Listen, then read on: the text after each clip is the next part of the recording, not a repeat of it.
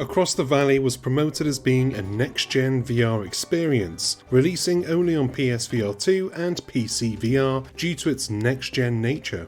Original PSVR players were left out in the pig pen for this release. After a few hours of tilling the ground and straining my neck, I'm left wondering, why? It's not that impressive, and that's the nicest way of putting it.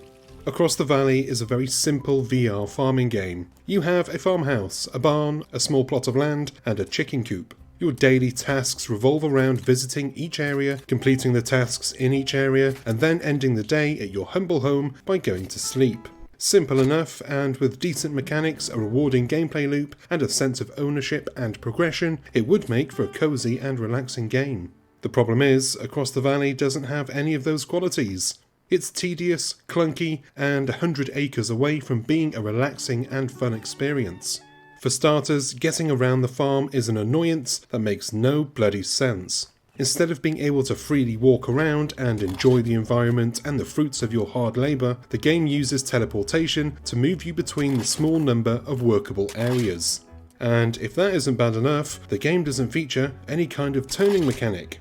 I would be stood in a spot to dispense the water or fill up the feeding trough, only to be forced to twist my body uncomfortably to reach what I needed. I later found out via Reddit that the game actually did have a snap turning mechanic on release, but the developer removed this soon after because it broke the teleportation controls. The developer also argued with players during a recent AMA on Reddit, claiming that free movement would have been the easy route, and that the developer spent months working on the teleportation method, which is much harder to implement than free movement. My question is then, why did they bloody complicate it? If free movement was easier, why not just go with it, because the current run of things is an uncomfortable mess. It's not just the movement that irked me, it's the jankiness of the controls. Planting my seeds was easy enough, but coming back over the next couple of days to tend to my crops, I was tasked with removing the weeds that had sprouted. Easy enough, I thought, but then I tried to use the hoe to scrape them away, and I ended up fighting with the controls. It didn't feel accurate in the slightest, and I would find my real-life hands being forced into odd positions that didn't really correlate with what was going on in-game. A massive faux pas in VR. The actual gameplay is also tedious and unrewarding. The idea is that you plant your crops, you care for them until they come to fruition, then you pick them. You care for your animals by providing food, water, strokes to make them feel loved, and you even have to clear their poop away so they're not living in a pile of crap. Sheep need to be sheared, and you collect the wool to sell. Cows can be milked, and again, you sell the milk, along with everything else your farm produces. Plant, care, farm, sell, repeat. That's the loop. Get money, get upgrades, and enjoy the simple life. But that simple life never came to be. Or it did, but it was a bit too simple. I soon fell into a pattern of waking up, heading out to the chicken coop, giving Big Sheila a stroke, filling her water, and then robbing off with her eggs before heading over to the field. There I would whack the weeds, water the crops, and harvest whatever was ready to be gathered.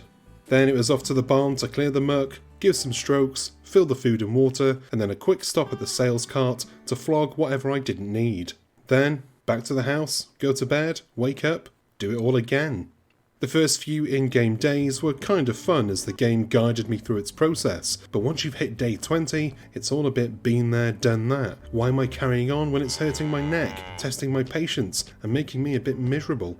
Across the Valley has some nice ideas, and the potential is there for a decent little breakaway from the usual slew of violent games on PSVR 2.